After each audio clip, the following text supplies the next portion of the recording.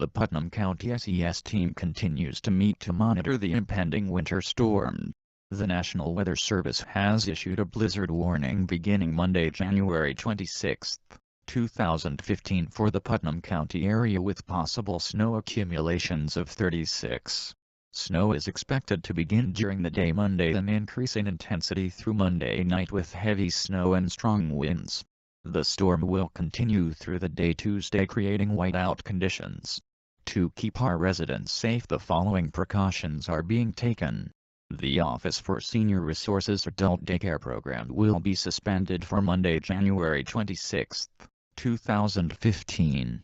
In addition, while Friendship and Senior Centers will be open Monday, there will be no transportation provided to our centers.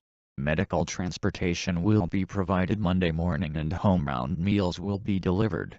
The Office for Senior Resources can be reached at 845-808-1700. The public transit system will run until the roads become a safety issue.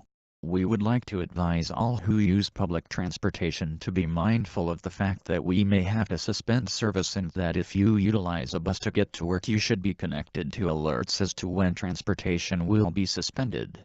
In addition, we have begun rescheduling critical care clients who are in need of medical transports and will be working early tomorrow to expedite transportation for all those in need should service be suspended on Tuesday. Residents are urged to ensure that they are prepared. Review your emergency plans, which include food inventory including water and non-perishable foods, supply of essential medications, baby supplies including formula and diapers, battery-powered radio, flashlights, spare batteries, charged cell phones, spare fuel for snow blowers. Always read and follow the manufacturer's safety recommendations when using power equipment. The Red Cross has a winter storm safety checklist at http://www.redcross.org/images/media_custom product catalog/M4240231_winterstorms.pdf. FEMA provides valuable information regarding emergency preparedness at http://www.ready.gov/winterweather.